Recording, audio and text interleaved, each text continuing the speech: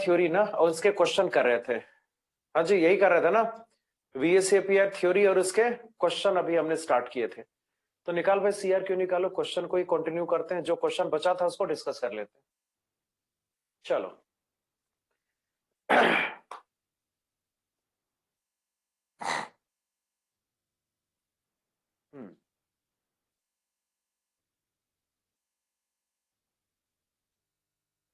Okay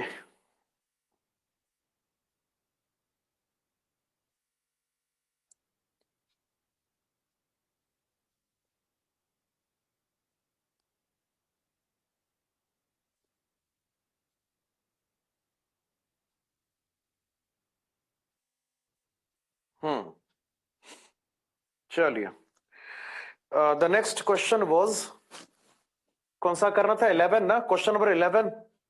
अगला सवाल question number 11, ठीक है ना? चलो जी 11th क्वेश्चन देखते हैं क्या कुछ है इसमें पूरा मामला। चलिए 11th question, consider the following table. एक टेबल यहां पे बन के, टेबल यहां पे ड्रॉ करके दिया हुआ है, उसमें कुछ अननोन्स है जिसको आपको फाइंड करना है। अननोन्स यहां पर PQR S और T है। फिर आपको लास्ट में कैलकुलेट करना है P+Q+R -S -T, that is to be calculated. तो चल भाई कैसे करेंगे, बहुत आसान। पहले टेबल ड्रॉ करें। पहला कॉलम है total number of electron pairs, lone pair plus sigma bond, यानी स्टेरिक नंबर। पहला कॉलम किसका बोलो? स्टेरिक नंबर का, कैपिटल लेटर N का पहला कॉलम। दूसरा कॉलम यहां पर है लोन पेयर का, और ये जो तीसरा कॉलम यहां पे है दैट इज ऑफ शेप। तीसरा कॉलम यहां पर किसका है? तो शेप का कॉलम है। ये क्वेश्चन हो गया था क्या? लिख के बता, ये क्वेश्चन हो गया था कि करना था अभी इसको? Anybody anybody? नहीं हुआ ना अभी? चलो, तो पहला कॉलम एन का, दूसरा लोन पेयर का, तीसरा शेप का। उसके बाद सबसे पहले यहां पे लिखा 5, इधर P ना, यहां पे P लिखा हुआ है जिसको आपको फाइंड आउट करना है। और शेप आपका क्या? That is linear, shape is linear, shape आपको लीनियर दे रखा है। फिर यहां पर N के बदले लिखा है Q, N के बदले Q लिखा हुआ है। लोन पेयर 1, और शेप आपका कैसा? Seesaw shape, this is called, यहां पे आपका जो शेप है उसको सीसॉ शेप बोला गया।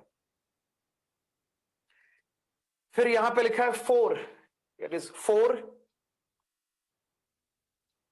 लोन पेयर के बदले लिखा स्मॉल लेटर R, तो स्मॉल लेटर R, अरे bent shape, this is bent shape, ये हमारा बेंट शेप हो गया। उसके बाद N की प्लेस पे लिखा S, लोन पेयर पे 2 ना, और आगे है स्क्वायर प्लानर। अगला यहां पे लिखा स्क्वायर प्लानर, इसमें से आपको S कैलकुलेट करना है, इसमें आपको S कैलकुलेट करना है। एट लास्ट यहां पर N को दिया 5, लोन पेयर यहां पे T है जो कि आपको फाइंड करना है, और ये बेंट T शेप होगा, T शेप है ये, क्या भाई? आपका T शेप है, दिस इज T शेप। तो आपको PQRST कैलकुलेट करके P+Q+R -S -T कैलकुलेट करना है। तो कैसे कैलकुलेट करेंगे? सिंपल, हाँ जी, N अगर 5 है तो लोन पेयर कितना होगा? 3 लोन पेयर होनी चाहिए ना। N अगर 5 है तो थोड़ा सा रिकॉल आप करेंगे, आपको याद आएगा। हाँ भाई, ये जो AB2L3 होता है, ध्यान से, ये जो AB2L3 होता है वही लीनियर हो जाता है ना, रिकॉल कर। N अगर 5 होगा, शेप अगर लीनियर है, तो there must B AB2L3 structure होना चाहिए इसमें। लोन पेयर्स का नंबर यहां पे 3 के इक्वल होगा, यही ना? लोन पेयर्स का नंबर यहां पर क्या है? 3, तो P इज इक्वल टू 3 हो गया। AB12 3 है ना, तो ऑफ कोर्स यहां पे P का डेटा क्या होगा? बोल, इज इक्वल टू 3 ना। P हमने 3 कैलकुलेट कर लिया।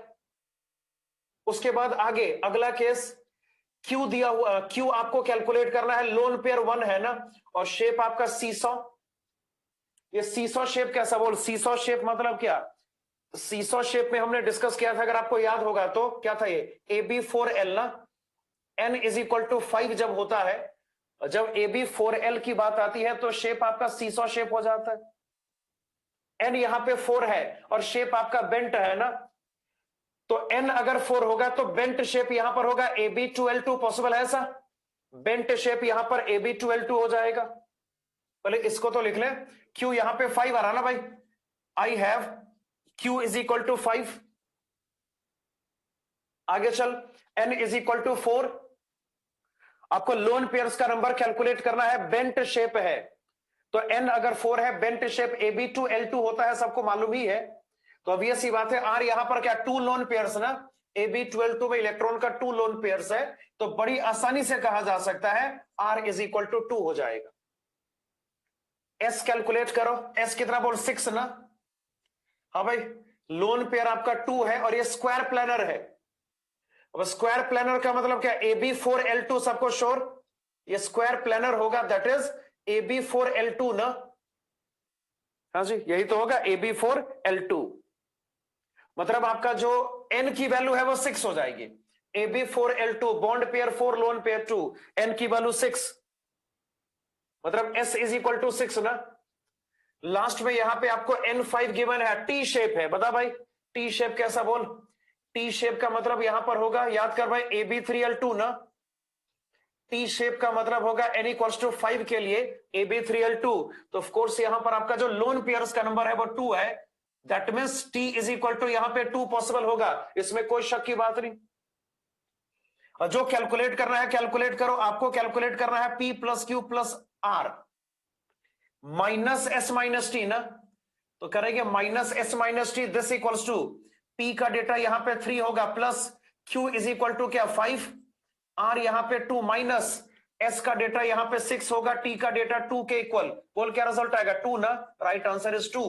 11th क्वेश्चन का राइट आंसर 2 हो जाएगा। And now this is completed.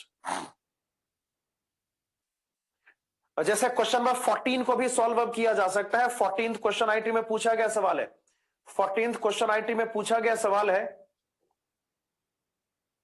तो चलिए क्वेश्चन नंबर 14 पे आइए।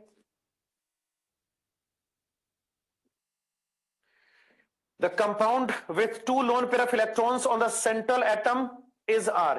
ये more than one option correct है। आपको सेंट्रल एटम पे इलेक्ट्रॉन के 2 लोन पेयर चाहिए, ये कौन कौन से ऑप्शंस में होगा? चलो कौन कौन से ऑप्शन में होगा बोल। अगर ऑप्शन ए की बात करें, you are given BrF5 bromine pentafluoride आपको दे रखा है। अगर इसको रफली प्लॉट करेंगे, कैसे करेंगे, ब्रोमीन के पास वैलेंस इलेक्ट्रॉन्स का टोटल नंबर 7, तो 7 वैलेंस इलेक्ट्रॉन यहां पर ऐसे ड्रॉ कर भाई, 5 के साथ फ्लोरीन ने बॉन्ड बनाना है, तो एक फ्लोरीन हो गया, ये दूसरा, तीसरा फ्लोरीन, ये चौथा फ्लोरीन होगा, ये होगा नंबर 5। केवल एक लोन पेयर यहां पे बचता है ना, मतलब इस वाले केस में लोन पेयर इक्वल्स टू 1 है, जबकि आपको 2 लोन पेयर वाला स्पीशीज यहां पे सेलेक्ट करना है। A can not be the right option. क्या बी राइट ऑप्शन होगा? बिल्कुल होगा। ClF3 आपको दिया हुआ है, ये टी शेप्ड होता है ना भाई, ये क्लोरीन ट्राइफ्लोराइड है, ये टी शेप्ड होता है, सबको श्योर।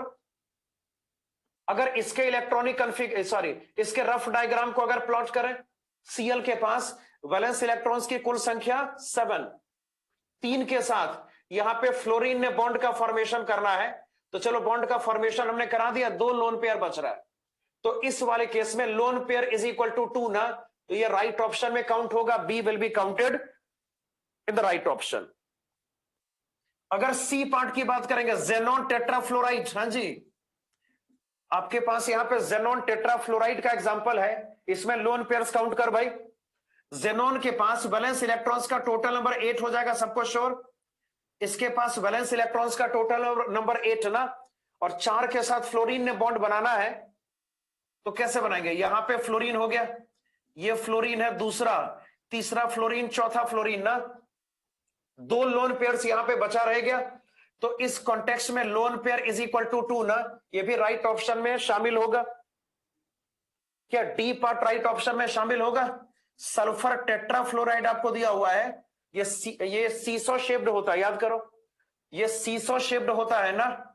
सल्फर के पास वैलेंस इलेक्ट्रॉन्स का जो टोटल नंबर होगा इज इक्वल टू 6, 4 के साथ फ्लोरीन बॉन्ड का फॉर्मेशन यहां पे करेगा, तो चलिए 4 के साथ फ्लोरीन अगर बॉन्ड बना लेता है, लोन पेयर यहां पर एक ही तो बचने वाला है ना, तो अगर एक ही लोन पेयर बचेगा तो ऑब्वियस सी बात है ये राइट ऑप्शन नहीं होगा, तो right option are B and C, correct option are B and C, है ना। और कुछ था क्या? अगला टॉपिक स्टार्ट करते हैं, हाइब्रिडाइजेशन। अगला heading is, the next heading is hybridisation, है ना। मुझे लगता है हाइब्रिडेशन आपको कैलकुलेट करना आता होगा ना, आता है, याद है कुछ हाइब्रिडेशन कैलकुलेट करने के बारे में, कुछ याद है रूल्स वगैरह? अगर आपको हाइब्रिडेशन कैलकुलेट करना है तो सबसे पहले एन को कैलकुलेट करना होता है, यही तो मैंने सिखाया था ना कि सबसे पहले स्टेरिक नंबर कैलकुलेट करेंगे, उसके बाद जाके हाइब्रिडेशन कैलकुलेट करना बिल्कुल पॉसिबल हो जाएगा। तो heading is hybridisation, heading is hybridisation, है ना। चलो हाइब्रिडेशन को कैलकुलेट कैसे करते हैं आपको पहले यह सीखना चाहिए। पहला कॉलम यहां पे स्टेरिक नंबर कैपिटल एन का, और दूसरा कॉलम यहां पर किसका, तो हाइब्रिडाइजेशन का। दूसरा कॉलम हो जाएगा किसका, बोल, हाइब्रिडाइजेशन का। ऐसे सोच लेते हैं, अगर एन आपका 2 के बराबर है, इसका मतलब यहां पे हाइब्रिडेशन क्या होगा, एसपी। हाइब्रिडेशन यहां पर क्या होगा, एसपी हाइब्रिडेशन। और एसपी का मतलब क्या, एसपी का मतलब आपके पास एक एस ऑर्बिटल है, वो एक पी ऑर्बिटल से इंटरमिक्स होगा ना, तब जाके 2 sp हाइब्रिड ऑर्बिटल का फॉर्मेशन हो पाएगा, ये इसका मतलब हो गया। याद है जितने एटॉमिक ऑर्बिटल को मिक्सअप करते हैं उतना ही हाइब्रिड ऑर्बिटल का फॉर्मेशन होता है, ये हमने पहले से पढ़ा हुआ है, याद है सबको, याद है, लिख क्यों था, इतना याद है कम से कम ही नहीं। अरे हाइब्रिडेशन तो हमेशा यूज किया होगा ना, पूरे सिलेबस में यूज किया होगा, चाहे ऑर्गेनिक हो चाहे इनऑर्गेनिक हो, हर जगह यूज किया होगा, तो उतना पुराना तो नहीं है ना आपके लिए। हाँ तो चलो, एसपी में एक एस को एक पी से मिक्सअप करेंगे, 2 हाइब्रिड ऑर्बिटल का फॉर्मेशन हो जाएगा, दिस इज एसपी हाइब्रिडाइजेशन। अगर एन आपका 3 के इक्वल है, एन तो 2 हो गया ना, 3 के इक्वल, अगर n इज इक्वल टू 3 होगा तो आपका हाइब्रिडेशन होगा sp2 ना, और sp2 का मतलब है एक s को यहां पे 2p से मिक्सअप करना है, एक s को 2p से मिक्सअप करेंगे तो टोटल यहां पे 3sp2 हाइब्रिड ऑर्बिटल्स का फॉर्मेशन होगा, ऐसे आपको सोचना है। रही बात n इज इक्वल टू 4 की, यहां पे 2 ऑप्शन पॉसिबल हो सकता है ना भाई, एक हो सकता है sp3, और कोऑर्डिनेशन केमिस्ट्री पढ़ लिया तो एक और ऑप्शन यहां पर हो सकता है ना sp2d। तो चल sp2d तो कोऑर्डिनेशन केमिस्ट्री में है, तो भी यहां पे इसका जिक्र अब कर सकते हैं ना, क्योंकि आपने उसको पढ़ लिया हुआ है। तो n4 में एक हाइब्रिडेशन क्या होगा, sp3 ना, यहां पर एक s को 3p से मिक्सअप करना होगा। और दूसरा केस यहां पर इनऑर्गेनिक केमिस्ट्री वाला है, वो है sp2d ना, और sp2d का मतलब है एक s ऑर्बिटल 2p ऑर्बिटल से मिक्सअप होगा, और जो d ऑर्बिटल यहां पर होगा वो कौन सा वाला, dx² माइनस y² वाला, है ना। तो n अगर 4 है तो ये पॉसिबिलिटी बनती है। अगर n इज इक्वल टू 5 होगा तो याद करिए हाइब्रिडेशन sp3d हो जाता है ना, और इसमें अगर बात करें एक s ऑर्बिटल को 3p ऑर्बिटल से मिक्सअप करना है, और एक यहां पे d ऑर्बिटल भी आएगा, तो जिस d ऑर्बिटल का यहां पे इन्वॉल्वमेंट होगा वो d² होगा, जिस d ऑर्बिटल का इन्वॉल्वमेंट यहां पर होगा दैट विल बी d², ठीक है ना, ये हो गया। अगर n हमारा 6 है, अब सबको मुझे लगता है मालूम होगा हाइब्रिडेशन sp3d2 ना, और sp3d2 का मतलब एक s ऑर्बिटल के साथ यहां पर आएगा 3p ऑर्बिटल और 2d ऑर्बिटल भी ना, तो d ऑर्बिटल में थोड़ा सा याद करेंगे इसको, मतलब याद ही होगा आपको, एक d ऑर्बिटल कौन सा, dx² माइनस y², और जो दूसरा d ऑर्बिटल यहां पर होगा दैट विल बी d², है ना ऐसा। n अगर 6 है तो sp3d2 पॉसिबल होता है, और ऐसा कुछ होता है। और रिकॉल करिए, if the value of n equals to 7, अगर n 7 होगा तो आपका हाइब्रिडेशन क्या होगा, sp3d3, और इसमें इन्वॉल्व क्या क्या है बोल, एक s orbital, 3p orbital, 3d orbital ना, तो जो जो d ऑर्बिटल इस केस में इन्वॉल्व होता है 2000, एक हो जाता है इसमें dx² माइनस y², दूसरा यहां पे इन्वॉल्व होता है d², तीसरा dxy, तीसरा कौन सा भाई, DXY, है ना। तो ये हाइब्रिडेशन है, इसका बेसिक जो टेबल है वो यही होता है। और इसके क्वेश्चंस आपको करने हैं, इसके काफी अच्छे से क्वेश्चन यहां पे गिवन है, वो करते हैं। जैसे एक तो करेंगे क्वेश्चन नंबर 3, एक क्वेश्चन नंबर 3 करना है। देन क्वेश्चन नंबर 10, 3 और 10, 2 भी, 2, 3 और 10 होम असाइनमेंट वाला, मतलब होम असाइनमेंट वाला 2, 3 और 10। अरे समझे क्या करना है, होम असाइनमेंट वाला 2, 3 और 10 करना है। और इधर वाले में जो मेन आपका CRQ है ना, उसमें क्वेश्चन नंबर 4 टिक करिए, 4 को डिस्कस करेंगे। चलो इतना करते हैं। तो चलो सबसे पहले क्वेश्चन नंबर 4 की बात करें। Describe the change in hybridisation if any of aluminium atom in the following reaction. Reaction आपको दे रखा है, चेंज इन हाइब्रिडेशन आपको बताना है। क्या रिएक्शन है, बोल एल्यूमिनियम ट्राइक्लोराइड। रिएक्टेंट साइड में क्या प्रेजेंट है, एल्यूमिनियम ट्राइक्लोराइड। इसको ट्रीट करेंगे Cl- के साथ। Cl- के पास टोटल 8 वैलेंस इलेक्ट्रॉन्स होगा। एल्युमिनियम के पास इलेक्ट्रॉन्स की कमी है ना, इसके कुछ ऑर्बिटल खाली होंगे। देखिए इलेक्ट्रॉन्स यहां पे 6r वैलेंस शेल में, तो कोऑर्डिनेट बॉन्ड का फॉर्मेशन करना पॉसिबल हो सकता है ना। जहां पे Cl- आपका डोनर होगा, एल्युमिनियम एक्सेप्टर हो जाएगा। तो ऐसे लिखेंगे Al, इसके साथ यहां पे टोटल 4Cl अब कनेक्टेड होगा। इस एरो का मतलब कोऑर्डिनेट बॉन्ड होता है। Cl- यहां पे डोनर है, एल्युमिनियम यहां पर क्या बोल, एक्सेप्टर है। और इस तरीके से AlCl4- का फॉर्मेशन हो जाता है। आपको यही डिसाइड करना है कि हाइब्रिडेशन दोनों साइड एल्युमिनियम का क्या क्या होगा। बता भाई इधर कितना हाइब्रिडेशन, इसमें बता। एल्युमिनियम का स्टेरिक नंबर कैलकुलेट करो, बोल क्या लगता है भाई स्टेरिक नंबर एल्युमिनियम का, बता। एल्युमिनियम का स्टेरिक नंबर कितना है, 3 ना। 3 सिग्मा बॉन्ड्स का फॉर्मेशन ये कर रहा है। तो इस केस में एल्युमिनियम स्टेरिक नंबर आपका 3 है, मतलब एल्युमिनियम यहां पर sp2 हाइब्रिडाइज्ड होगा, ऐसा बोल सकते हैं ना। चलो प्रोडक्ट साइड की बात करें। आपको शायद याद होगा कि जब हम स्टेरिक नंबर कैलकुलेट करते हैं ना, तो कोऑर्डिनेट बॉन्ड को भी कोवलेंट बॉन्ड जैसा ही ट्रीट करना होता है। क्या करते हैं भाई, कोवलेंट बॉन्ड को भी कोऑर्डिनेट बॉन्ड जैसा ही ट्रीट आपको करना होता है। मतलब यहां पर एल्युमिनियम का जो स्टेरिक नंबर होगा वो 4 के इक्वल हो जाएगा ना। अगर प्रोडक्ट साइड में बात करेंगे, सिंपल है, n is equal to 4। n अगर 4 होगा तो आपका जो पॉसिबल हाइब्रिडेशन होगा वो sp3 ना। तो right answer is sp3। Clear. तो एल्युमिनियम का हाइब्रिडेशन यहां पे चेंज हो रहा है इन दिस रिएक्शन, वो sp2 से sp3 में कन्वर्ट हो रहा है। होम असाइनमेंट का क्वेश्चन नंबर 2 पे आओ। 2 और 3 दोनों IT का पूछा गया क्वेश्चन है। ये होम असाइनमेंट का क्वेश्चन नंबर 2 है। A molecule AB4 has planar shape. Therefore, the minimum number of hybrid orbitals used by A is R. Where both A and B are non-metal representative elements. A और B आपका non metal representative elements है, मतलब यहां पर किसी coordination compound का formation possible नहीं है।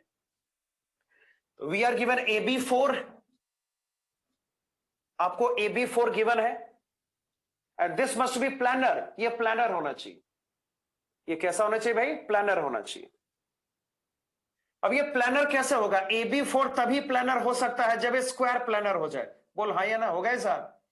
AB4 तभी प्लानर हो सकता है जब ये स्क्वायर प्लानर हो जाए। मगर यहां पे प्रॉब्लम ये है, ए और बी में से, मतलब ए तो यहां पे कोई मेटल है नहीं, ए और बी दोनों यहां पे नॉन मेटल रिप्रेजेंटेटिव एलिमेंट्स है। ये डी और एफ ब्लॉक से बिलोंग नहीं करता। ए ना तो डी ब्लॉक का है ना एफ ब्लॉक का है। मतलब कोऑर्डिनेशन कंपाउंड का फॉर्मेशन यहां पे करना पॉसिबल बिल्कुल नहीं है। किसी भी हाल में यहां पर sp2d पॉसिबल नहीं होगा, ये मेरे कहने का मतलब है। तो अगर इसको स्क्वायर प्लेनर शेप में होना है तो बिना लोन पेयर के असिस्टेंस के ये स्क्वायर प्लेनर नहीं हो सकता ना।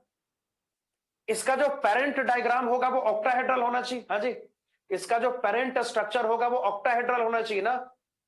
जेनॉन टेट्राफ्लोराइड जैसा, किसी ने सही बोला। तो पेरेंट जो स्ट्रक्चर यहां पर होगा वो ऑक्टाहेड्रॉन जैसा होना चाहिए। तो यहां पे इलेक्ट्रॉन का लोन पेयर डलेगा, यहां पर भी इलेक्ट्रॉन का लोन पेयर ही डलेगा ना। तो आपका जो ज्योमेट्री यहां पर होगा मस्ट बी ऑक्टाहेड्रल, तब जाके शेप यहां पे स्क्वायर प्लानर हो सकता है AB4 का। तो बात यहां पे स्पष्ट है, ज्योमेट्री यहां पर ऑक्टाहेड्रल होगा, शेप आपका स्क्वायर प्लानर होगा, और n इज इक्वल टू 6 हो जाएगा ना भाई, n इज इक्वल टू 6 हो जाएगा। और 6 का मतलब यहां पर sp3d2 हाइब्रिडेशन, जो हाइब्रिडेशन यहां पर है वो sp3d2 है, जो कि आपके सामने है ना। और बताइए sp3d2 का मतलब क्या, एक s को 3p और 2d से मिक्सअप करने की बात है ना। यहाँ पे टोटल 6 ऑर्बिटल्स को मिक्सअप करेंगे तो 6 हाइब्रिड ऑर्बिटल्स का फॉर्मेशन होगा। ट्रिक ये है कि जो स्टेरिक नंबर होता है, ध्यान से, जो आपका स्टेरिक नंबर होता है ना, वही हमेशा हाइब्रिड ऑर्बिटल का टोटल नंबर होता है। तो हाइब्रिड ऑर्बिटल का टोटल नंबर यहां पे 6 के बराबर हो जाएगा, और ये सॉल्व हो गया, दिख रहा है ना। क्लियर है सबको? चलो नोट करो, मैं 1 मिनट में।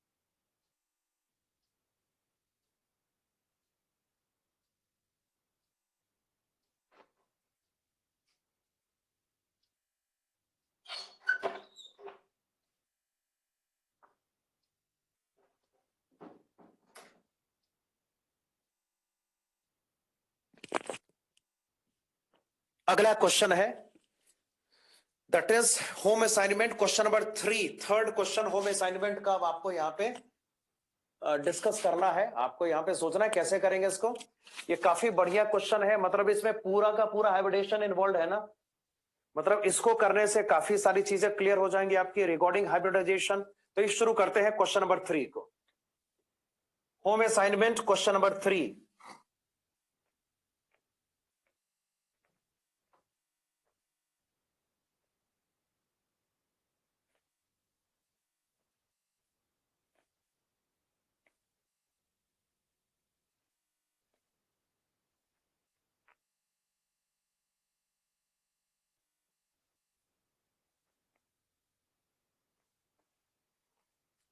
चलिए third question, among the try atomic molecules और आयंस, कुछ मॉलिक्यूल और आयन का जिक्र इसमें है जो कि आपको दिख रहा होगा। The total number of linear molecules और ions where the hybridisation of the central atom not have contribution from the D orbital is. आपको यहां पे उन सारी स्पीशीज को कलेक्ट करना है, उन सारी स्पीशीज को आपको देखना है, उन सबको शॉर्टलिस्ट करना है जो लीनियर शेप कंटेन करते हो और जिनका जो हाइब्रिडेशन इसमें डी ना हो। हाइब्रिडेशन में डी नहीं होने चाहिए, जो हाइब्रिडेशन होगा उसमें डी का इन्वॉल्वमेंट यहां पे उसकी मनाही है, नहीं हो सकता। और वैसे स्पीशीज को आपको काउंट करना है। चलिए शुरू करेंगे। पहला स्पीशीज यहां पे BeCl2 आपको दे रखा है, BeCl2 को जरा डील करो। अब ये थोड़ा बहुत मैं मान के चल रहा हूं कि भाई आपको ये सब थोड़ा बहुत तो आता होगा ना भाई, पूरा ही गोल तो नहीं कर दिया होगा ना। BeCl2 में बेरिलियम के पास 2 वैलेंस इलेक्ट्रॉन्स होते हैं ना भाई, वो Cl के साथ ऐसे बॉन्ड का फॉर्मेशन करेंगे। वो क्या करेंगे, Cl के साथ ऐसे बॉन्ड का फॉर्मेशन करेंगे। इसका जो स्टेरिक नंबर है वो 2 है, सबको देख रहा है, स्टेरिक नंबर 2 ना। और ये रेगुलर ज्योमेट्री का केस है। ये केस किसका है, बोल रेगुलर ज्योमेट्री का है। तो जैसा शेप वैसा ज्योमेट्री, जैसा ज्योमेट्री वैसा शेप, मतलब लीनियर होगा, इसमें कोई शक, इसका शेप लीनियर ही होगा, इसमें कोई शक नहीं है ना भाई। अकॉर्डिंग टू VSEPR थ्योरी इसका शेप लीनियर होगा, इसमें कोई प्रॉब्लम नहीं। समझे बात को ना? और जब N2 है तो बहुत आसानी से कहा जा सकता है यहां पे आपका जो सेंट्रल एटम होगा वो sp हाइब्रिडाइज्ड होगा। तो जो पहला केस आपको दिख रहा, मतलब जो पहला कंपाउंड आपको यहां पे दे रखा, उसमें तो बिल्कुल तय सी बात है कि आपका जो स्पीशीज है वो लीनियर है, और इसके हैबिटेशन में डी नहीं है ना, इसके हैबिटेशन में डी का कोई इन्वॉल्वमेंट बिल्कुल नहीं है। तो BeCl2 यहां पे आंसर में काउंटेबल होगा, इसको आंसर में काउंट करेंगे। अगला केस यहां पर आपको दिया एजाइड एनाइन का N3- का, दिस इज एजाइड एनाइन। ये बहुत इंपॉर्टेंट एक है ना, ये ऑर्गेनिक केमिस्ट्री में बड़ा यूज होता है एजाइड एनाइन।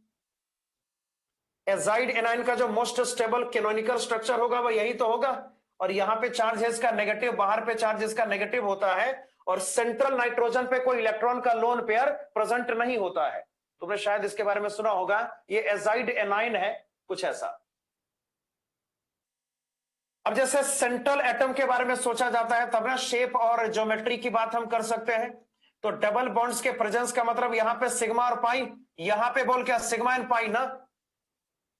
जो आपका सेंट्रल एटम है जो कि नाइट्रोजन ही है, उसका स्टेरिक नंबर यहां पर भी 2 ना, कहीं पर कोई लोन पेयर एन पे प्रेजेंट नहीं है। ये रेगुलर ज्योमेट्री का केस होगा, जैसा ज्योमेट्री वैसा ही शेप। तो बड़ी आसानी से कहा जा सकता है एन अगर 2 है, आपका जो एजाइड एनाइन होगा वो लीनियर हो जाएगा, और जब N2 है ना, this will be sp hybridised. मतलब यहां पे बिल्कुल जाहिर है कि जो N3- होगा हम उसको भी आंसर में काउंट करेंगे, क्योंकि ये लीनियर है और इसके हाइब्रिडेशन में d ऑर्बिटल का कोई इन्वॉल्वमेंट बिल्कुल भी नहीं है। आगे बात करेंगे N2O, this is called nitrous oxide, ये लाफिंग गैस है, N2O। बता इसको कैसे ड्रॉ करना है, सिंपल है, देखिए नाइट्रोजन, ट्रिपल बॉन्ड नाइट्रोजन, और यहां पर N के पास इलेक्ट्रॉन का एक लोन पेयर होगा, ऐसा कुछ ना। इधर ऑक्सीजन, O के पास टोटल 6 वैलेंस इलेक्ट्रॉन्स, तो इस N के पास इलेक्ट्रॉन पूरा भरा हुआ है ना, इसका ऑक्टेट खाली है, मतलब कि ऐसे कोऑर्डिनेट बॉन्ड का फॉर्मेशन यहां पे करना पॉसिबल हो सकता है ना। ये जो नाइट्रस ऑक्साइड है ना, उसका इसका ये मॉलिक्यूलर रिप्रेजेंटेशन है। चल यहां पर भी क्या करेंगे, ट्रिपल बॉन्ड के कारण से सिग्मा 2 पाई यहां पे डेवलप होगा। ये आपका कोऑर्डिनेट बॉन्ड है जिसको सिग्मा बॉन्ड जैसे काउंट करना है ना, तो ये सिग्मा बॉन्ड हो गया, एन पे कोई इलेक्ट्रॉन का लोन पेयर बिल्कुल नहीं है। तो जो स्टेरिक नंबर यहां पर सेंट्रल एटम नाइट्रोजन का होगा वो 2, और ऑब्वियस सी बात है रेगुलर ज्योमेट्री यहां पर है तो शेप आपका लीनियर हो जाएगा। अब शेप कैसा होगा, लीनियर। और ये sp हाइब्रिडाइज्ड है ना, नाइट्रोजन यहां पर आपका जो सेंटर में जो एटम प्रेजेंट है वो sp हाइब्रिडाइज्ड है, मतलब यहां पर भी वो सारी डिमांड्स पूरी हो रही है जो क्वेश्चन में की गई है ना। तो भैया यहां पर आपका लीनियर स्ट्रक्चर है, sp हाइब्रिडेशन, d का प्रेजेंस हाइब्रिडेशन में नहीं है, तो हम इसको भी आंसर में बिल्कुल आसानी से काउंट कर सकते हैं, N2O ऐसा। उसके बाद आपको दिया NO2+। अब NO2+ में आपको सारी बातें सोचनी है। N के पास वैलेंस इलेक्ट्रॉन्स की कुल संख्या, N के पास वैलेंस इलेक्ट्रॉन्स का टोटल नंबर 5 होता है, आपको मालूम है ना। मगर यहां पे बात NO2+ की है, तो NO2+ का मतलब एक इलेक्ट्रॉन नाइट्रोजन को लूज करना पड़ेगा ना। अब N के पास वैलेंस इलेक्ट्रॉन्स का टोटल नंबर 4 रह गया। इसके साथ यहां पे 2 ऑक्सीजन को हमें कनेक्ट करना है ना, तो कनेक्शन यहां पर ऐसे स्टैब्लिश करना पॉसिबल होगा, और जो स्पीशीज पे टोटल चार्ज होगा इसका जो नेट चार्ज होगा मस्ट बी पॉजिटिव। तो सिंपल सी बात है, यहां पर क्या रिजल्ट आएगा बोल, फिर से देख, ये सिग्मा और ये पाई ना, उसी बात को यहां पे सिग्मा पाई ऐसे रिपीट करेंगे। जो सेंट्रल एटम है जो कि नाइट्रोजन है उसका N फिर से 2 ना, और चूंकि कोई लोन पेयर आपके सेंट्रल एटम पे बिल्कुल रिसाइड नहीं करता तो लीनियर हो जाएगा, और जब N2 है this will be sp hybridised, ये भी आंसर में काउंट होगा ना भाई, लीनियर है और इसके हाइब्रिडेशन में D का कोई इन्वॉल्वमेंट नहीं है, तो हम आंसर में NO2+ को भी काउंट कर सकते हैं ना। तो चलो काउंट कर लेते हैं। उसके बाद है ओजोन O3, शायद आपको याद होगा O3 ऐसा होता है ना, ऑक्सीजन मॉलिक्यूल यहां पे सबसे पहले प्लॉट करेंगे और ऑक्सीजन के एटम्स पे दो दो लोन पेयर्स प्रेजेंट होगा। O2 को हमें ऑक्सीजन एटम से जोड़ना है। ऑक्सीजन एटम के पास वैलेंस इलेक्ट्रॉन्स का नंबर 6। ये आइडियल कंडीशन है for the formation of coordinate bond. इस तरीके से कोऑर्डिनेट बॉन्ड का फॉर्मेशन करना पॉसिबल हो सकता है। ये लीनियर नहीं हो सकता ना भाई, क्योंकि हमारे पास यहां पे इलेक्ट्रॉन का लोन पेयर है। Apply the VSC pair theory. चल एक बॉन्ड यहां पे सिग्मा होगा, दूसरा पाई, यहां पे बॉन्ड क्या आएगा सिग्मा और एक लोन पेयर ना। तो सिंपल सी बात है, यहां पर n इज इक्वल टू 3 हो गया। ज्योमेट्री आपका होगा ट्राइगोनल प्लेनर। शेप कैसा होगा, बेंट ना, शेप यहां पे बेंट हो जाएगा। तो n आपका 3 है, शेप यहां पे बेंट हो जाएगा। और जो हाइब्रिडाइजेशन है वो sp2 ना। ऑफ कोर्स ये लीनियर स्ट्रक्चर है ही नहीं, हम इसको आंसर में काउंट नहीं कर सकते, ये आंसर में काउंट नहीं होने वाला। अगला केस यहां पे है सल्फर डाइक्लोराइड का SCl2। सल्फर के पास वैलेंस इलेक्ट्रॉन्स का जो टोटल नंबर है वो 6 है ना भाई। इसके पास 6 वैलेंस इलेक्ट्रॉन्स है। 2 के साथ यहां पे क्लोरीन बॉन्ड का फॉर्मेशन करेगा। तो चलो बॉन्ड का फॉर्मेशन ऐसे करा दो। ये सिग्मा बॉन्ड है, यहां पर क्या बोल सिग्मा बॉन्ड, 2 सिग्मा बॉन्ड्स हमारे पास, 2 लोन पेयर्स ना। तो बड़ी आसानी से कहा जा सकता है बोल क्या n इज इक्वल टू 4 होगा। दिख रहा सबको ना। और ये शेप कैसा होगा, बेंट। ये शेप यहां पे बेंट हो जाएगा। This will be sp3 hybridised sulphur. इसका सिंपल सा मतलब है SCl2 बेंट है ना, ये लीनियर है नहीं, हम इसको आंसर में काउंट बिल्कुल नहीं करेंगे। आगे चल, ICl2 माइनस अगला केस। अगला केस यहां पर ICl2 माइनस का होगा। यह केस थोड़ा सा कॉम्प्लिकेटेड हो सकता है, तो देखिए इसमें क्या करेंगे। ICl2 माइनस कैसे, पहले ICl ड्रॉ करो। हाँ भाई, पहले ऐसे ICl को ड्रॉ करेंगे, ड्रॉ कर लिया। I और Cl दोनों के पास वैलेंस इलेक्ट्रॉन्स का नंबर 6 हो जाएगा।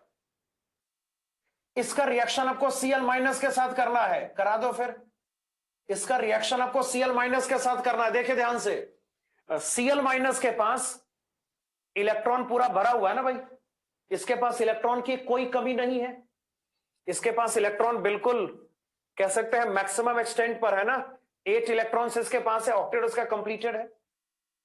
ऑक्टेट कंप्लीशन यहां पर I का भी हो चुका है, लेकिन एक बात है जो कि आपको समझनी पड़ेगी। याद कर, I के पास एम्प्टी डी ऑर्बिटल होता है, सबको याद है, लिख के बोल। I के पास खाली डी ऑर्बिटल होगा ना भाई। I 5th पीरियड के एलिमेंट है, उसमें 5d प्रेजेंट होता है जो कि अनऑक्यूपाइड होता है। एम्प्टी ऑर्बिटल यहां पे Cl माइनस के पास भी होगा। ये तीसरे शेल में है ना, ये तीसरे पीरियड है, तो यहां पे जो वैलेंस शेल होगा वो 3 हो जाएगा, जहां पे 3d प्रेजेंट होता है। लेकिन इसके पास -1 चार्ज है ना, और जब तक चार्ज है तब तक इसकी स्टेबिलिटी कम है। ये चार्ज को अपने से दूर करने की कोशिश करेगा। कुल मिला के I का जो एम्प्टी डी ऑर्बिटल होगा, उस कारण से I यहां पे इलेक्ट्रॉन्स को एक्सेप्ट करने की कोशिश करेगा। और Cl माइनस का जो नेगेटिव चार्ज है, इस कारण से आपका जो Cl माइनस होगा, इलेक्ट्रॉन से छुटकारा पाने की कोशिश करेगा, वो चार्ज से अपने चार्ज को हटाने की कोशिश करेगा। और ऐसा तभी हो सकता है जब Cl माइनस यहां पे डोनर हो जाए और I हमारा एक्सेप्टर हो जाए। तो जब ऐसा कोई रिएक्शन आप कराओगे ना, जब ऐसा कोई रिएक्शन आप कराओगे तो आपको क्या नजर आएगा, देख Cl के पास 6 वैलेंस इलेक्ट्रॉन्स, यहां पर आपके पास क्या प्रेजेंट है, I जिसके पास ऐसा 6 इलेक्ट्रॉन, फिर से लोन इलेक्ट्रॉन्स या 3 लोन पेयर यहां पे एग्जिस्ट कर रहे हैं। कोऑर्डिनेट बॉन्ड का फॉर्मेशन होगा, Cl माइनस यहां पे डोनर। अब Cl के पास 6 इलेक्ट्रॉन्स बचे। जो स्पीशीज का नेट चार्ज यहां पर हो गया इज इक्वल टू -1। ये सिग्मा बॉन्ड है तो ये भी सिग्मा बॉन्ड है ना, और बाकी सारा I एटम के ऊपर इलेक्ट्रॉन का लोन पेयर प्रेजेंट है जो कि आपको देख रहा है। तो अगर इस कॉन्टेक्स्ट में बात करेंगे, बोल क्या लगता है, यहां पर n इज इक्वल टू क्या होगा 5। ये Ab2L3 का पॉसिबल एग्जांपल है ना, ये Ab2L3 का पॉसिबल एग्जांपल है। अगर इसको डिटेल में ड्रॉ करें तो कैसा, I यहां पे Cl, ये Cl हो जाएगा ना, N5 है, तो ज्योमेट्री आपका होगा ट्राइगोनल बाई पिरामिडल। इसको ऐसे प्लॉट करना पॉसिबल है, ये लीनियर ही होगा ना भाई। इसका शेप कैसा होगा? लीनियर, इसमें कोई शक नहीं। इसका शेप हो जाएगा लीनियर, और ये sp3d हाइब्रिडाइज्ड है। तुम बताओ क्या इसको आंसर में काउंट कर सकते? देख, क्वेश्चन में साफ डिमांडेड है कि जो लीनियर स्पीशीज होगा उसमें डी नहीं होना चाहिए। अगर उसके हाइब्रिडेशन में डी प्रेजेंट हो गया ना, तब जाके वो राइट आंसर नहीं माना जा सकता, तब वो राइट आंसर बिल्कुल नहीं होगा। तो ऑब्वियस सी बात है, यहां पे डी का इन्वॉल्वमेंट है ना। स्पीशीज भले लीनियर है, मगर यहां पे डी ऑर्बिटल का इन्वॉल्वमेंट है, हम इसको आंसर में काउंट नहीं कर सकते। तो इसको आंसर में काउंट हमें बिल्कुल नहीं करना है। अगली स्पीशीज है I3 माइनस। देख भैया, I3 माइनस का फॉर्मेशन वैसे ही करेंगे जैसे ICl2 माइनस का हमने किया ना, बस यहां पर I माइनस आ जाएगा। यहां पर क्या आ जाएगा? I माइनस आ जाएगा, दैट्स इट। तो जो I3 माइनस होगा वो नजर कैसा आएगा? बोल, यहां पे सेंटर में I, यहां पर I को अटैच करो, ऐसा कुछ करेंगे, सबको देख रहा? यहां पर I प्रेजेंट होगा, बस Cl के बदले I आ जाएगा। इलेक्ट्रॉन का लोन पेयर, यहां पे लोन पेयर, यहां पे लोन पेयर। ऑब्वियस सी बात है, n इज इक्वल टू यहां पे 5 होगा, इसमें कोई शक की बात नहीं। चूंकि Ab2L3 का पॉसिबल एग्जांपल है, ये Ab2L3 का पॉसिबल एग्जांपल है, इसका मतलब है कि इसका जो शेप होगा वो लीनियर हो जाएगा। तो शेप को यहां पर क्या लिखा? लीनियर। आपका शेप लीनियर है, और ये sp3d हाइब्रिडाइज्ड है। लीनियर होने के बावजूद हम इसको आंसर में काउंट नहीं कर सकते, क्योंकि हाइब्रिडेशन में डी का इन्वॉल्वमेंट हो गया ना। तो ऑब्वियस सी बात है, इसको भी आपको इग्नोर करना पड़ेगा। लास्ट वाला केस यहां पे जेनॉन डाइफ्लोराइड है, इसको नोट कर लो, अगर नोट करना है तो करना है नोट।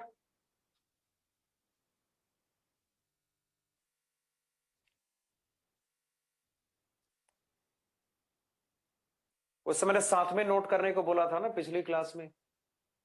हाँ भाई, साथ में नोट करो, एक्स्ट्रा टाइम थोड़ी मिल पाएगा। चलो ठीक है, ओके। लास्ट केस यहां लिख ले, जेनॉन डाइफ्लोराइड यहां कर लेते। वैसे केस हमने किया हुआ है, ऐसा नहीं कि केस हमने किया नहीं था। जेनॉन डाइफ्लोराइड का डिस्कशन तो किया था ना पिछली क्लास में, VSEPR थ्योरी में किया था। इसको क्या डिस्कस नहीं, मतलब VSEPR थ्योरी में देखो, इधर देखो, बताइए। जेनॉन डाइफ्लोराइड ये वाला, जेनॉन आपका सेंट्रल एटम, इसके पास वैलेंस इलेक्ट्रॉन्स का टोटल नंबर 8, 2 के साथ फ्लोरीन इस केस में बॉन्ड का फॉर्मेशन करेगा। We will have 2 sigma bonds and 3 lone pair of electrons. ये Ab2L3 का पॉसिबल एग्जांपल हो गया ना, ये फिर से Ab2L3 का पॉसिबल एग्जांपल हो गया। और n आपका यहां पर क्या होगा? Must be equal to 5। n यहां पे 5 के इक्वल है ना। ज्योमेट्री आपका होगा वही ट्राइगोनल बाई पिरामिडल, ऐसे ड्रॉ करेंगे इसको। जो 3 लोन पेयर्स आपके सिस्टम में है, that is present in the equatorial positions according to rules. Fluorine यहां जाएगा ना। तो फिर से वही बात, स्ट्रक्चर आपका यहां पे लीनियर जरूर है, मगर इसका जो हाइब्रिडेशन है वो sp3d है ना। तो डी ऑर्बिटल अगर आपके हाइब्रिडेशन में प्रेजेंट होगा, तो क्वेश्चन का कहना है कि वैसे स्पीशीज को आंसर में सेलेक्ट नहीं किया जा सकता। मतलब इसको भी आंसर में सेलेक्ट नहीं करेंगे ना, तो राइट ऑप्शन यहां पर क्या होगा? राइट आंसर 4, करेक्ट आंसर 4 ना। जो पहला 4 स्पीशीज है, ध्यान से, जो आपका पहला 4 स्पीशीज है उसी को आंसर में कलेक्ट किया जा सकता है। तो राइट आंसर यहां पे 4 हो जाएगा, और ये कंप्लीट हो गया। तो इस क्वेश्चन का राइट आंसर 4 होगा। आई होप आपको ये समझ में आ गया होगा। तो चलिए अब आगे बढ़ते हैं। अगला सवाल कौन सा था? वो एलीन वाला ना। एलीन वाला पहले भी हो चुका है, मतलब एलीन वाला आपके CRQ में भी था। Discuss the hybridisation carbon atom in allene, is it planar? ये भी पूछ रहे हैं कि प्लानर होगा क्या ये। क्वेश्चन कौन सा कर रहे हैं बताना, क्वेश्चन नंबर 10, और वो किसका? होम असाइनमेंट का।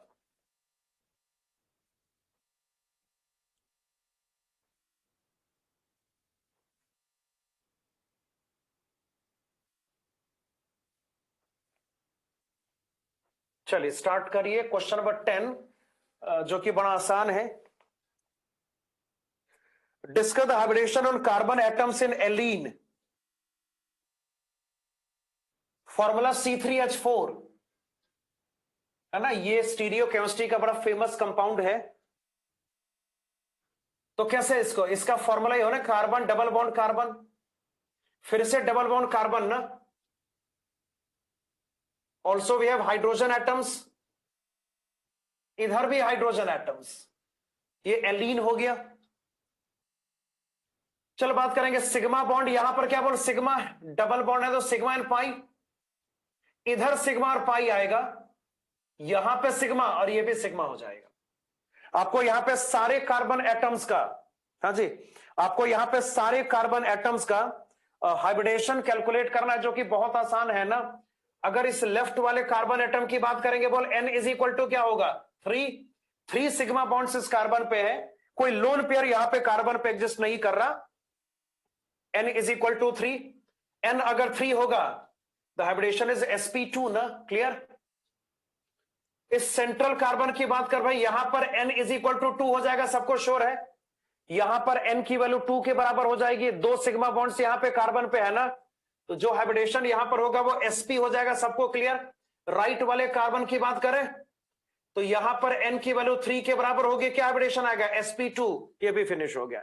क्या लीनियर होगा बता भाई, क्या लीनियर, सॉरी प्लानर होगा, क्या ये प्लानर होगा बता, नो नॉट प्लानर। ये है ना बड़ा फेमस क्वेश्चन है स्टीरियो केमिस्ट्री का, है ना। एलीन में अगर कार्बन एटम्स ऑड नंबर में होता है ना, वो नॉन प्लानर होता है, इवन में होता है तो प्लानर होता है। अब कैसे होगा देख, ये कार्बन एटम अपने H एटम के साथ ऐसे रहेगा ना, और ये कार्बन एटम कैसे होगा, ऐसे हो जाएगा।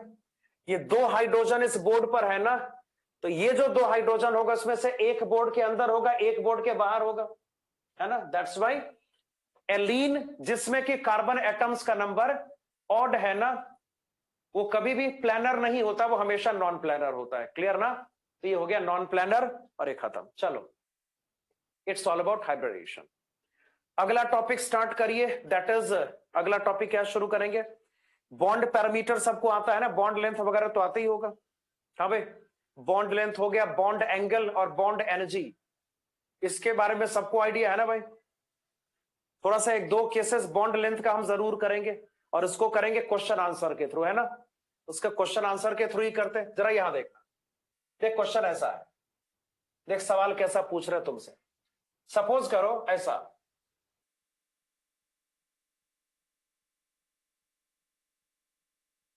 ये हो गया इथेन आपका, दिस इज इथेन, है ना। और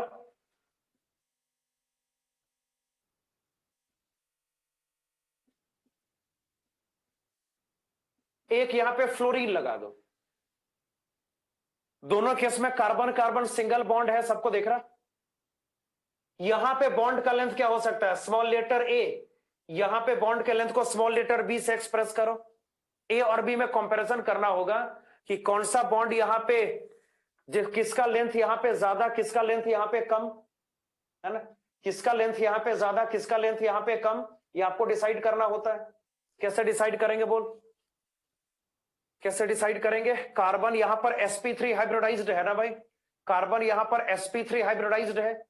आपको शायद याद होगा कि जो मोर इलेक्ट्रोनेगेटिव, याद करिए, जो आपका मोर इलेक्ट्रोनेगेटिव ग्रुप्स होता है ना, वो पी करेक्टर को अट्रैक्ट कर लेता है, ये सब याद है, कभी बताया था ना इसके बारे में, सब कुछ डिस्कस तो किया था हमने। जो मोर इलेक्ट्रोनेगेटिव ग्रुप होता है वो पी करेक्टर को अट्रैक्ट कर लेता है, सबको याद होगा। तो वही चीज, fluorine is highly electronegative atom, ये कार्बन के पी करेक्टर को एब्जॉर्ब खुद की तरफ अट्रैक्ट कर लेगा, इसको एब्जॉर्ब कर लेगा, अपनी तरफ खींच लेगा। तो अगर कार्बन का पी करेक्टर इधर चला गया, फ्लोरीन के पास चला गया ना, तो कार्बन के बाकी ऑर्बिटल में पी करेक्टर की कमी हो जाएगी, और जब पी करेक्टर कम होगा ऑटोमेटिकली आपका जो एस करेक्टर होगा वो बढ़ जाएगा। तो वी कैन से कि भाई इस कार्बन फ्लोरीन बॉन्ड में पी करेक्टर बढ़ा होगा ना भाई, क्योंकि पी करेक्टर को फ्लोरीन अट्रैक्ट करता है खुद की तरफ due to its high electronegativity, और बाकी सारे बॉन्ड्स में पी करेक्टर की कमी हो जाएगी, एस करेक्टर बढ़ जाएगा। और शायद आपको याद होगा, अगर एस करेक्टर बढ़ता है ना तो ऑर्बिटल का लेंथ कम हो जाता है, मालूम है? अगर एस करेक्टर बढ़ेगा तो जो लेंथ ऑफ ऑर्बिटल होगा वो कम हो जाएगा, और जब ऑर्बिटल का लेंथ कम हो जाएगा, ध्यान से, जब ऑर्बिटल का लेंथ कम हो जाएगा तो बॉन्ड का लेंथ भी कम हो जाएगा, है ना? तो अगर कोई ज्यादा इलेक्ट्रोनेगेटिव एटम किसी भी स्पीशीज से कनेक्टेड है ना, उस कारण से बाकी जो बॉन्ड्स होते हैं वो शॉर्टर हो जाते हैं।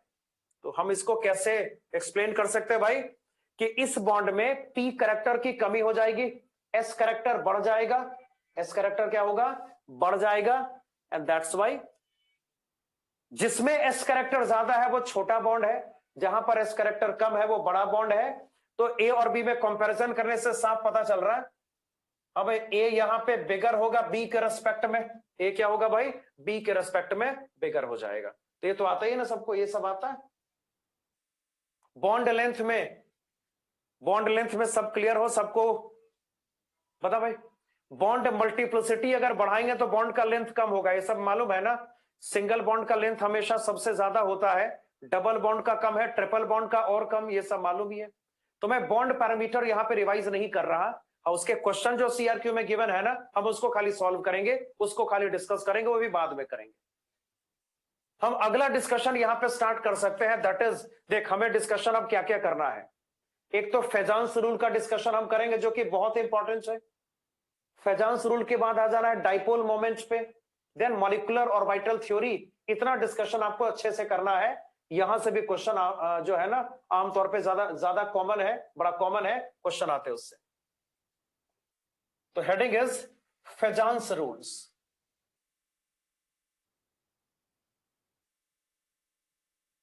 The topic heading is Fajans rules.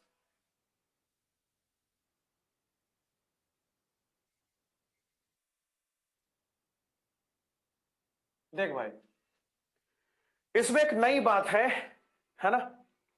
ये रूल कहता है कि ना तो बॉन्ड कभी प्योर आयनिक पॉसिबल है, ना तो बॉन्ड कभी प्योर कोवलेंट पॉसिबल है। इस रूल में हम करेक्टर की बात करते हैं कि कोई बॉन्ड ऐसा होता है जहां पर आयनिक करेक्टर ज्यादा होता है, कोवलेंट करेक्टर कम हो जाता है। ऑन द अदर हैंड कोई ऐसा भी बॉन्ड पॉसिबल है जहां पर आयनिक करेक्टर कम होगा, कोवलेंट करेक्टर बढ़ जाएगा, है ना? तो यहां पे हम करेक्टर की बात करते हैं। यहां पे स्पष्ट कहा जाता है कि ना तो बॉन्ड कभी कोवलेंट पूरी तरीके से हो सकता है, ना तो बॉन्ड कभी पूरी तरीके से आयनिक हो सकता है। पर इसको कैसे डील करेंगे, थोड़ा डिटेल में यहां पे जानना आपके लिए जरूरी है। देखिएगा, सपोज करो I have a molecule A B, इसमें मैंने माना कि ए का जो ऑक्सीडेशन स्टेट है वो N+ है, और बी का स्टेट यहां पे सपोज कर N- है। ए का ऑक्सीडेशन स्टेट यहां पर N+, बी का स्टेट यहां पर क्या? That will be N-। अगर बॉन्ड यहां पे कंप्लीटली आयोनिक होगा, इफ कंप्लीट आयनिक बॉन्ड अगर हमारे पास प्रेजेंट होगा, अगर ए बी पूरी तरीके से आयनिक होगा, तो यहां पर क्या क्या प्रेजेंट होगा? An+ केटाइन और Bn- एनाइन, ऐसे तो होगा ना? अगर ये बॉन्ड पूरा आयोनिक होता, जब फेजांस रूल में डिस्कशन स्टार्ट किया जाता है तो सबसे पहले यही माना जाता है कि let's say the bond is 100% ionic. अगर बॉन्ड पूरा आयनिक होगा तो ये हमारा केटाइन रहा, केटाइन पे कंप्लीट N+ चार्ज प्रेजेंट होगा, बोल सकते हैं ना? ये केटाइन है जहां पे टोटल चार्ज N+ प्रेजेंट है। एनाइन यहां पर ऐसे प्लॉट करेंगे जहां पे टोटल चार्ज N- होगा। एनाइन आपका Bn- है, और ये उस एनाइन का न्यूक्लियस हो गया, सपोज करो ऐसा कुछ। अब देखो, केटाइन के पास चार्ज पॉजिटिव है, एनाइन का चार्ज क्या है? नेगेटिव। अब देख रियलिटी में क्या होता है ना, ये जो केटाइन है इसका चार्ज इस एनाइन के क्लाउड ऑफ इलेक्ट्रॉन को अट्रैक्ट कर लेता है। केटाइन का जो पॉजिटिव चार्ज है वो एनाइन के इस क्लाउड ऑफ इलेक्ट्रॉन को खुद की तरफ अट्रैक्ट कर लेता है। इस अट्रैक्शन के कारण से एनाइन का जो क्लाउड है वो थोड़ा सा पोलराइज हो जाता है, क्लाउड थोड़ा सा डिस्टॉर्ट हो जाता है। अब बता, जब ये पोलराइजेशन होगा, तो जरा सोच के देखो, जब ये पोलराइजेशन होगा, ध्यान से देखना, देखो इधर, जब ये पोलराइजेशन होगा तो कैटाइन का जो पॉजिटिव चार्ज होगा थोड़ा सा माइल्ड हो जाएगा। लगता तो मैं ऐसा लिख के बोल, अगर ये पोलराइजेशन होगा जैसा मैं बात कर रहा हूं, तो कैटाइन का चार्ज यहां पे थोड़ा सा कमजोर हो जाएगा, थोड़ा सा माइल्ड हो जाएगा। इलेक्ट्रॉन अगर कैटाइन के करीब जाता है, इसका चार्ज यहां पे थोड़ा सा कमजोर पड़ेगा ना। ऑन द अदर हैंड, यहां पे आपका जो नेगेटिव चार्ज है भी थोड़ा सा कमजोर होगा ना। एनाइन का क्लाउड ऑफ इलेक्ट्रॉन अगर एनाइन से दूर जाने की कोशिश करे, तो उसका जो नेगेटिव चार्ज है थोड़ा सा तो माइल्ड होगा। इस डिस्टॉर्शन के कारण से, इस पोलराइजेशन के कारण से कैटाइन का चार्ज थोड़ा सा माइल्ड हो जाता है, एनाइन का चार्ज भी थोड़ा सा माइल्ड हो जाता है। समझे बात को ना। और जब चार्ज यहां पे माइल्ड होगा, इसका मतलब है कि इसका जो आयनिक करैक्टर है वो कमजोर पड़ गया। आयनिक करैक्टर का मतलब, आयनिक बॉन्ड का मतलब क्या? There must be complete positive and negative charges. क्या इस सिनेरियो में चार्ज कंप्लीट कभी पॉसिबल हो सकता है? सोच के बोल, क्या इस सीन में चार्ज कभी कंप्लीट प्लस या माइनस हो सकता है? नहीं। क्लाउड ऑफ इलेक्ट्रॉन इधर से इधर जाएगा, इस कारण से कैटाइन का चार्ज थोड़ा सा कमजोर पड़ेगा, एनाइन का भी थोड़ा सा कमजोर पड़ेगा। चार्ज यहां पे माइल्ड हो जाएंगे, चार्ज का सेपरेशन यहां पे कम हो जाएगा। तो कॉन्सेप्ट ऐसा है कि जहां पे चार्ज का सेपरेशन ज्यादा होता है, वहां पर आयनिक करैक्टर ग्रेटर होता है, और जहां पे चार्ज का सेपरेशन कम होता है, वहां पे कोवेलेंट करैक्टर ग्रेटर हो जाता है। अगर यह डिस्टॉर्शन ज्यादा होगा तो चार्ज का सेपरेशन बड़ा कम हो जाएगा ना। अगर यह डिस्टॉर्शन कम होगा तो चार्ज का सेपरेशन उतना कम नहीं होगा। तो यहां से बात पॉइंट आउट हम कर सकते हैं कि देख, ये जो distortion of electronic cloud of anion है ना, इसको कहा जा सकता है पोलराइजेशन। क्या बोलेंगे? Polarisation. This is called polarisation. अगर पोलराइजेशन बढ़ेगा तो चार्ज का सेपरेशन कम हो जाएगा, और जब चार्ज का सेपरेशन कम होगा, वी विल से कि आपका जो कोवेलेंट करैक्टर होगा वो बढ़ जाएगा। अगर चार्ज का सेपरेशन हो जाए, आपका जो कोवेलेंट करैक्टर होगा वो राइज कर जाएगा। और जब कोवेलेंट करैक्टर बढ़ेगा तो बहुत आसानी से बोल सकता है ना कि आपका जो आयनिक करैक्टर होगा वो कम हो जाएगा। कोवेलेंट करैक्टर बढ़ेगा और आयनिक करैक्टर इसका कम हो जाएगा। इसका उल्टा, अगर ये पोलराइजेशन कम होता है सपोज करो, तो ऐसे केस में चार्ज यहां पे काफी अच्छा खासा बना रहेगा, चार्ज का सेपरेशन यहां पे ज्यादा बना रहेगा, कोवेलेंट करैक्टर उस केस में कम होगा, जो आयनिक करैक्टर है उस केस में बढ़ जाएगा, ऐसा कुछ। अगर ये डिस्टॉर्शन ज्यादा है तो आयनिक करैक्टर कम होगा, कोवेलेंट करैक्टर ज्यादा, और इसका उल्टा भी करेक्ट है। ये हो गया। अब यहां पे दो टर्म्स है। पहला टर्म यहां पे है जिसको कहा जाता है polarising power of cation. Polarising power of cation. देखो, ये तो स्पष्ट है कि यहां पे कैटायन पोलराइज कर रहा है एनाइन को ना। कैटायन पोलराइज कर रहा है, एनाइन का पोलराइजेशन हो रहा है। तो कैटायन के पोलराइज करने की जो कैपेबिलिटी है ना, उसको बोलते हैं कैटायन का पोलराइजिंग पावर। और इसके मल्टीपल फैक्टर्स होते हैं, इसके मल्टीपल फैक्टर्स होते हैं। तो चलिए फैक्टर्स की बात यहां पे करते हैं। देखिए क्या क्या फैक्टर्स यहां पर होगा।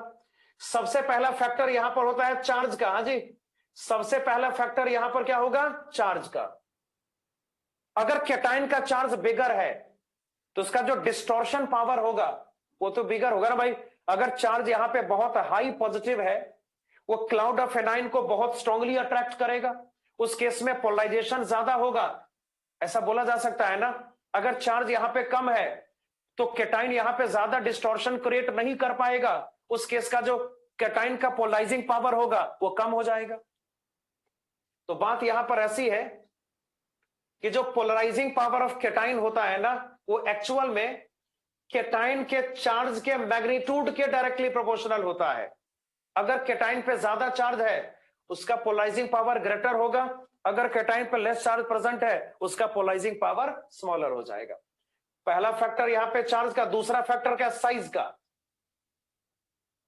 साइज फैक्टर वहां पे हम अप्लाई करते हैं जहां पे आपके पास सेम चार्जेस प्रेजेंट हो। जहां पर क्या प्रेजेंट हो? Same charge. Same charge present होगा तभी साइज फैक्टर के बारे में सोचेंगे।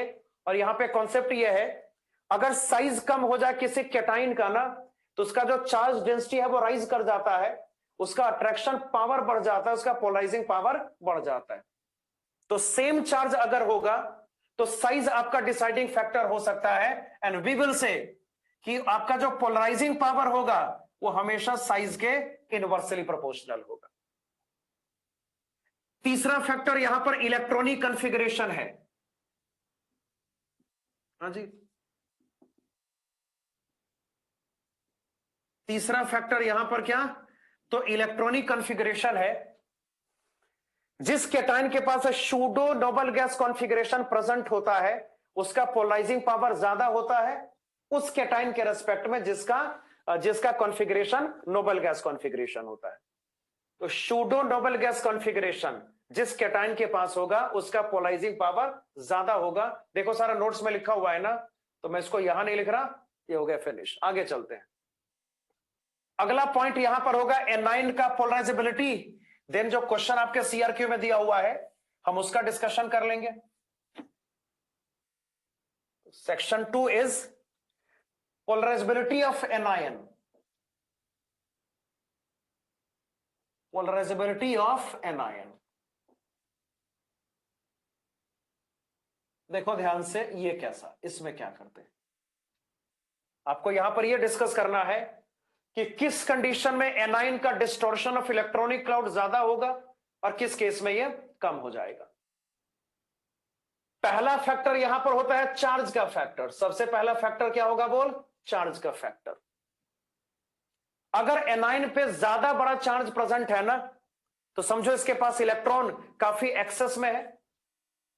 जब इसके पास इलेक्ट्रॉन काफी एक्सेस में होगा तो उन इलेक्ट्रॉन्स को न्यूक्लियस के लिए संभालना मुश्किल हो जाएगा ना भाई। भाई न्यूक्लियस का प्रोटॉन तो फिक्स्ड है ना भाई, न्यूक्लियस में जो प्रोटॉन प्रेजेंट है, न्यूक्लियस के पास जो पॉजिटिव चार्ज प्रेजेंट है वो तो फिक्स्ड है, वो तो चेंज नहीं हो सकता।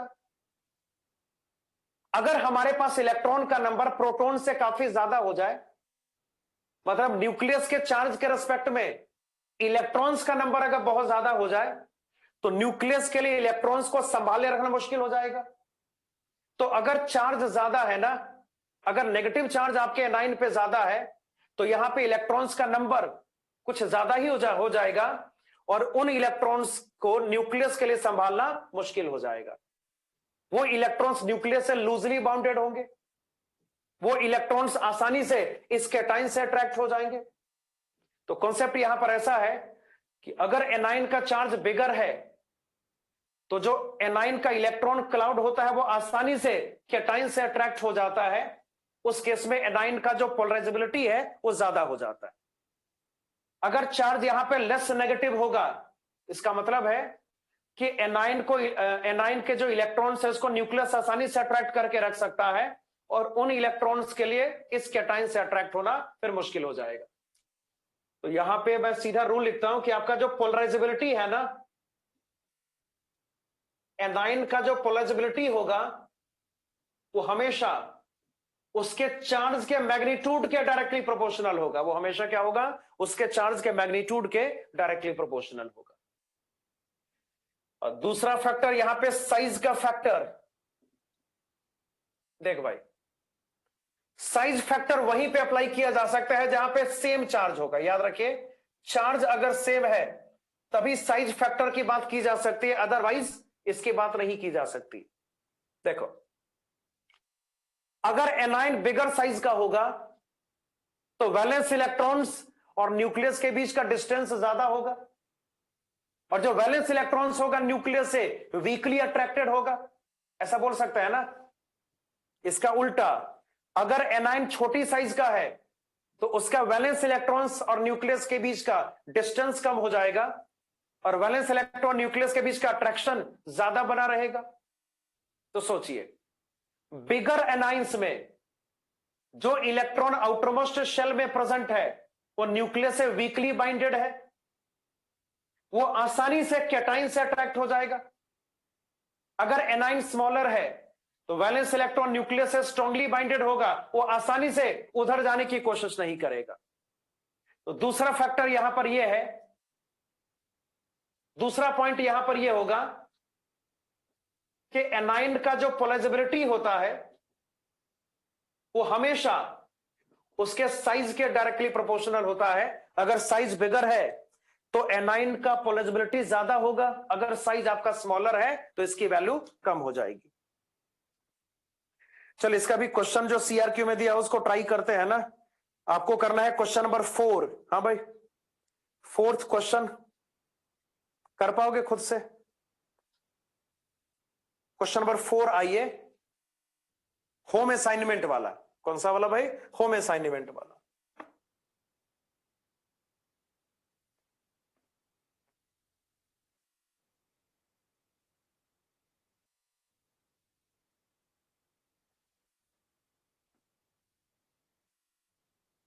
Okay. Consider the following 5 groups according to modern periodic table of elements with their increasing order of atomic numbers. Groups का यहां पे जिक्र है according to modern periodic table. If first and last elements of each group belongs to second and sixth period respectively. कुछ answers आपको यहां पे देने हैं, है ना? थोड़ा सा लेंदी क्वेश्चन है ये। क्वेश्चन नंबर 4, पहले स्पीशीज को आइडेंटिफाई करना पड़ेगा। एटम्स आपके पास कौन कौन से प्रेजेंट है उसके बारे में पहले सोचना होगा। देख भाई, ये कौन सा ग्रुप हो गया? ग्रुप 1। इसमें एलिमेंट्स प्रेजेंट है A B C D E ना। ये एलिमेंट्स है ग्रुप नंबर 1 में। ग्रुप नंबर 2 की बात करें, इसमें है एफ जी एच आई और जे। उसके बाद ग्रुप नंबर 13 का यहां पे जिक्र है, उसमें क्या क्या भाई? के एल एम एन और O. Then we have group number 15 P Q R S और टी। लास्ट में ग्रुप नंबर 17 का जिक्र U V W X and Y. चलो पहले एटम्स को आइडेंटिफाई करो, बाकी देखेंगे बाद में। पहले एटम्स को आइडेंटिफाई कर लो, कौन कौन सा बता दो। पीरियोडिक टेबल आपको मेरे ख्याल से अब तक याद हो चुका। पहला जो एलिमेंट है वो पीरियड सेकंड का है, लास्ट वाला पीरियड 6 का है, हर ग्रुप में ऐसा बोला गया है। ग्रुप 1 कौन सा होगा? एल्कली मेटल, मतलब क्या? लिथियम, सोडियम, बी के बदले सोडियम, पोटेशियम, आरबी और सीएस ना। 2 बता भाई, अल्कलाइन अर्थ मेटल,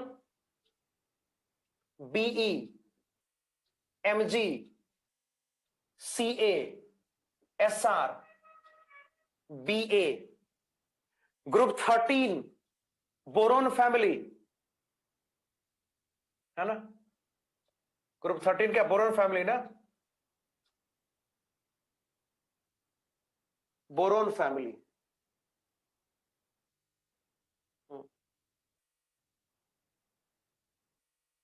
बोलिए।